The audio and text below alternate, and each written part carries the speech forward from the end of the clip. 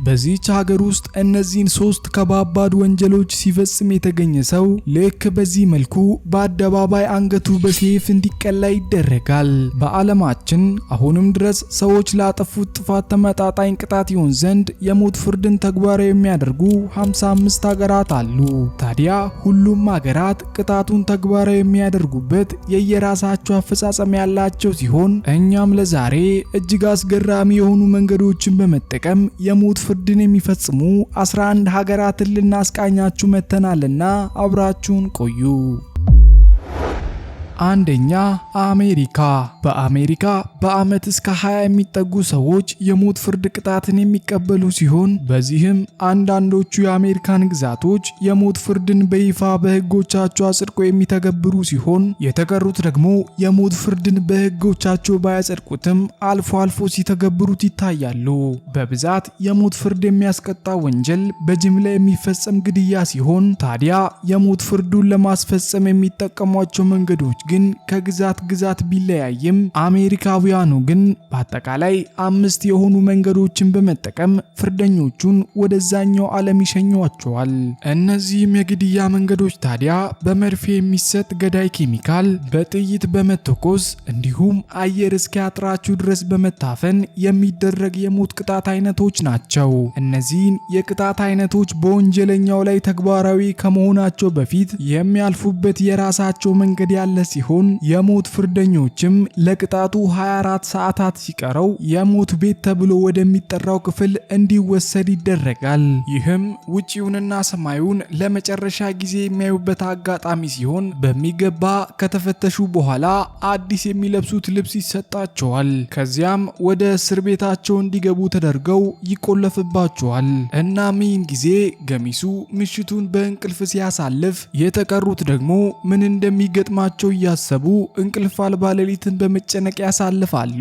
15 ሰዓታት ሲቀራቸው ደግሞ ከእስር ቤት ክፍላቸው በማስወጣት ሻወር እንዲገቡ ከተደረጉ በኋላ መደበኛውን የእስር ቤት ቁርስ ይሰጣቸዋል። በመቀጠልም 14 ሰዓታት ሲቀራቸው ደግሞ ለመጨረሻ ጊዜ ከቤተሰቦቻቸውና ከጓደኞቻቸው ጋር እንዲሰነባበቱ እድል የሚሰጣቸው ሲሆን የመጨረሻ መደወል የሚፈልጉበት ቦታ ካለ 45 ደቂቃ ይሰጣቸዋል። ታዲያ ሰዓቱ እየገፋ ሄዶ 10 ሰዓታት ሲቀሩትም ማንኛውንም አይነት ጥየቃ እንዲቋረጥ ይደረጋል። በመቀጠልም ምሳቸውን በልተው ማግኘት የሚፈልጉት የሃይማኖት አባት ካለ እንደየሃይማኖታቸው መናገር የሚፈልጉትን ነገር እንዲናገሩና ንስሐ እንዲገቡ ይፈቀድላቸዋል። መገመት እንደሚቻለውም የሞት ፍርደኞቹ በህይወት ዘመናቸው ያሳለፏቸውና ባላደረኩት ብሎ የሚጸጸቱባቸው በርካታ ከባባድ ነገሮች ቢኖሩም ለሃይማኖት አባት መናገራቸውም ይህንን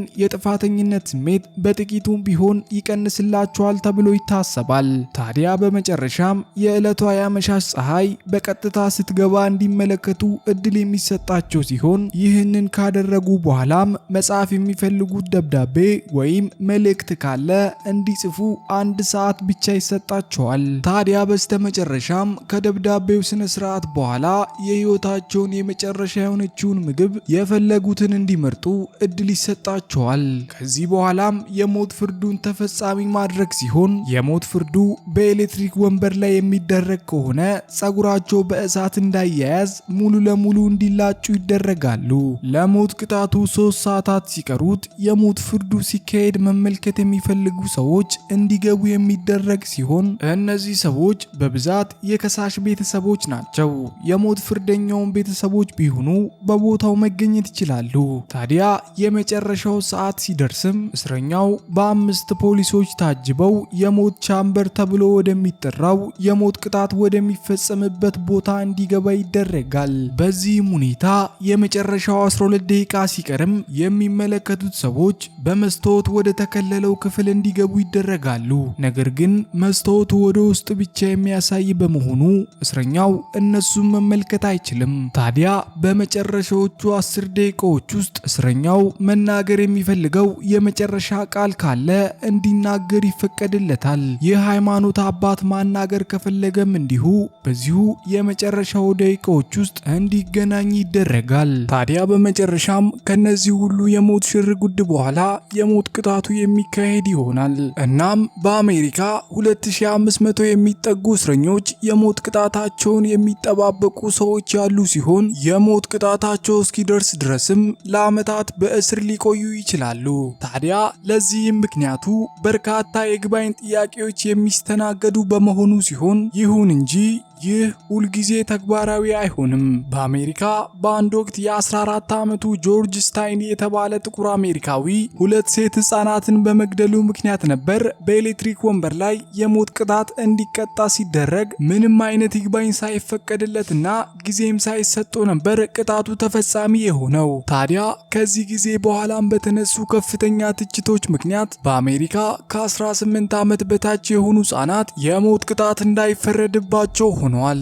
ሁለተኛ፣ ቻይና በዓመት ከ1000 በላይ የሚጠጉ እስረኞችን በሞት በመቅጣት በቁጥር በርካታ ሰዎችን የሞት ቅጣት በመቅጣት በቀዳሚነት ትገኛለች። በቻይና የሞት ቅጣት ሊያስከትሉ የሚችሉ ወንጀሎች በርካታ ሲሆኑ ከነዚህም ውስጥ እንደ ከባድ ሙስና፣ ሽብርተኝነት፣ አመጽ ማስነሳት፣ ከፖለቲካ ጋር የተያያዙ ወንጀሎች፣ አውሮፕላን መጥለፍ፣ ወደ ቻይና ሰዎችን በህገ ወጥ መንገድ ለማስገባት መሞከር እንዲሁም ከውትድርና ለመልቀቅ መሞከር ከብዙዎቹ ጥቂቶቹ ናቸው። በቻይና ምንም ያክል ሀብታም ወይም ከፍተኛ ስልጣን ያላቸው ሰዎች ሳይቀር የሞት ቅጣት ሲቀጡ ታይተዋል። ለምሳሌ እንደ አውሮፓውያኑ ዘመን አቆጣጠር በ2022 ዓመተ ምህረት ፉጂዋንግ ሃይ የተባሉ የቻይና የቀድሞ ፍትህ ሚኒስቴር ከፍተኛ መጠን ያለው 17 ሚሊዮን ዶላር የሚጠጋ ገንዘብ ጉቦ በመውሰድ ወንጀል ምክንያት በሞት እንዲቀጣ ተደርገዋል።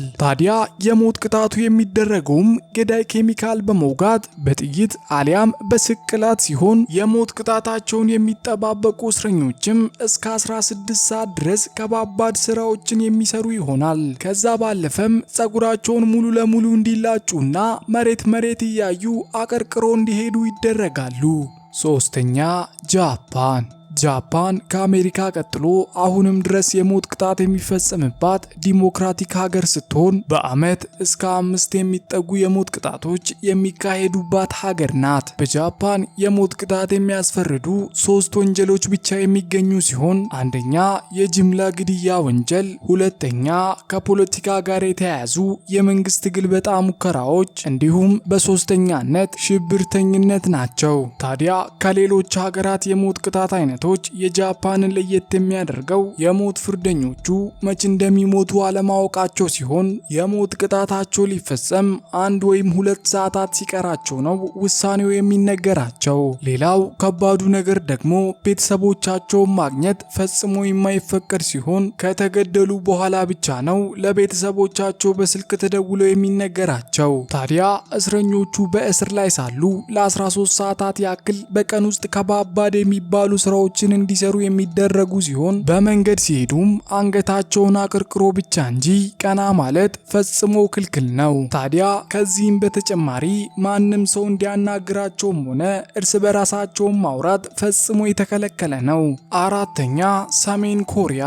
በአምባገነን መንግስት የምትተዳደረው ሰሜን ኮሪያ ማንኛውም አይነት ቅጣት ወደ ሞት ቅጣት ሊያመራበት የሚችል እድሉ ከፍተኛ ነው። በዋነኛነት የሀገሪቱን መንግስት ለመገልበጥ የሚደረግ ሙከራ እንዲሁም ጠላት ሀገር ከሚባሉት ሀገራቶች ጋር አብሮ መስራት ያለምንም ይቅርታ የሞት ቅጣት የሚያስፈርዱ ከባድ ወንጀሎች ናቸው። ከዚህም በተጨማሪ የውጭ ሀገራትን ዌብሳይቶችንም ሆነ ፊልሞችን ከፍቶ መመልከት፣ ሐሰተኛ መረጃዎችን ማሰራጨት እንዲሁም ዓለም አቀፍ የስልክ ጥሪዎችን ማድረግ የሞት ቅጣት ሊያስፈርዱ የሚችሉ ወንጀሎች ናቸው። የኪም ጆንግን አጎትን ጨምሮ ሌሎች ከፍተኛ የመንግስት ባለስልጣናት ሳይቀሩ የሞት ቅጣት ሲቀጡ ታይተዋል። ታዲያ የሞት ቅጣቱ የሚፈጸምባቸው መንገዶችም በጥይት፣ በስቅላት፣ ጭንቅላታቸውን በመቅላት እንዲሁም በሚሳኤል ሳይቀር ሊደረጉ ይችላሉ። ቅጣቶቹ አልፎ አልፎ ለማስተማሪያነት ይውሉ ዘንድ በአደባባይ የሚደረጉ ናቸው። ናቸው። እንደ አውሮፓውያኑ ዘመን አቆጣጠር በ2022 ዓመተ ምህረት አንድ የ22 ዓመት ወጣት የሂፕሆፕ ሙዚቃ በመስማቱ ምክንያት በአደባባይ በስቅላት እንዲቀጣ የተደረገ ሲሆን የሞት ፍርዳቸውን የሚጠባበቁ እስረኞችም ወገብ የሚቆርጡ ስራዎችን በቀን ለ20 ሰዓታት ያክል ያለ እረፍት እንዲሰሩ ይደረጋሉ። ታዲያ አብዛኞቹ በዚህ ከባድ ስራ ምክንያት ብቻ ህይወታቸው ያልፋል። በአስገራሚ መልኩም የእስረኞቹ ቤተሰቦች ጭምር ወደዚህ እስር ቤት እንዲገቡና የጉልበት ስራውን እነሱም እንዲሰሩ ይደረጋሉ። በሰሜን ኮሪያ ብቻ በአመት 150 የሚጠጉ እስረኞች በሞት ይቀጣሉ። አምስተኛ ኢንዶኔዥያ እንደ አውሮፓውያኑ ዘመን አቆጣጠር በ2005 ዓመተ ምህረት 9 የሚሆኑ አውስትራሊያውያን ወደ ኢንዶኔዥያ አደንዛዥ ዕፅ ለማስገባት ሲሞክሩ ተይዘው መታሰራቸውን ተከትሎ በተፈረደባቸው ያልተጠበቀ ፍርድ ምክንያት በዓለም አቀፉ ሚዲያዎች ላይ መነጋገሪያ ሆነው ነበር። ከነዚህም መካከል 6ቱ የዕድሜ ልክ እስራት የተፈረደባቸው ሲሆን 2ቱ ግን የሞት ፍርድ ተፈርዶባቸዋል። ታዲያ ሁለቱን ሰዎችም በጥቂት ጊዜያት ውስጥ በጥይት ህይወታቸው እንዲጠፋ የተደረገ ሲሆን በኢንዶኔዥያ የሞት ፍርድ ሊያስቀጡ የሚችሉ ወንጀሎች የህገወጥ አደንዛዥ ዕፅ ዝውውር እንዲሁም በህገወጥ መልኩ ወደ ሀገር ውስጥ ለመግባት መሞከር ይጠቀሳሉ። ስድስተኛ ሳውዲ አረቢያ። በሳውዲ አረቢያ በአመት እስከ 185 የሚጠጉ ሰዎች የሞት ፍርድ የሚፈረድባቸው ሲሆን የሞት ቅጣት ከሚያስፈርዱ ወንጀሎች ውስጥም ዝርፊያ፣ ሽብርተኝነት፣ አደንዛዥ ዕፅ፣ እስልምናን መቀየር፣ በትዳር ላይ መማገጥ እንዲሁም የተመሳሳይ ጾታ ግንኙነት ከብዙዎቹ በጥቂቱ የሞት ቅጣት የሚያስፈርዱ ወንጀሎች ናቸው። ሳውዲ አረቢያ የሞት ቅጣት የሚያካሂዱበት 3 መንገዶች አሏቸው። ከነዚህም ውስጥ የመጀመሪያው በጥይት መግደል ሲሆን ሁለተኛው ደግሞ በድንጋይ ወግሮ መግደል ነው። በብዛት የሚደረገው ግን 3ኛው መንገድ ሲሆን ይህም አንገትን መቅላት ነው። በአሰቃቂ መልኩ አንገታቸው በጎራዴ ከተቆረጠ በኋላ አደባባይ ላይ እንዲወጡ በማድረግ ለህዝቡ እንደ መቀጣጫ እንዲቀርብ ይደረጋል። ታዲያ የፍርድ ሂደቱም እንደ አሜሪካ ብዙ ጊዜ የሚፈጅ አይደለም። እስረኞቹ አልሃየር ወደ ተሰኘ እስር ቤት እንዲወሰዱ ይደረጋል። በዚህም ከማንም ሰው ጋር እንዳይገናኙ ከተደረገ በኋላ የሞት ቅጣቱ ተፈጻሚ እንዲሆን ይደረጋል። ታዲያ ይህም የሚሆነው በብዛት በታሰሩበት ዓመት ነው። 7ኛ ሶማሊያ። የዓለማችን አደገኛ ከሚባሉት ሀገራት መካከል ዋነኛዋ ስትሆን የአደባባይ ላይ የሞት ቅጣቶችን በማካሄድ በአፍሪካ ብቸኛዋ ሀገር ናት። ታዲያ ይህም ቅጣት በስቅላት፣ በጥይት አሊያም በድንጋይ በሞገር የሚፈጸም ሲሆን በአመትም እስከ 13 ሰዎች በሞት ይቀጣሉ። የሞት ፍርድ የሚያስቀጡት ወንጀሎችም የጅምላ ግድያ፣ አሸባሪነት እንዲሁም ከውትድርና መውጣት ሲሆኑ ከዚህም በተጨማሪ የእስልምና ሃይማኖትን መቀየር፣ በትዳር ላይ መማገጥና የተመሳሳይ ጾታ ግንኙነት የሞት ቅጣት የሚያስፈርዱ ወንጀሎች ናቸው። ታዲያ እስረኞቹ የሞት ፍርዳቸውን የሚጠባበቁበት እስር ቤት የሀገሪቱ እጅግ አስፈሪ የሆነው ማንዴሮ እስር ቤት ውስጥ ሲሆን እስር ቤቱ እጅግ የተጨናነቀና በንጽህና ጉድለቱም የሚታወቅ ነው። 8ኛ ቤላሩስ።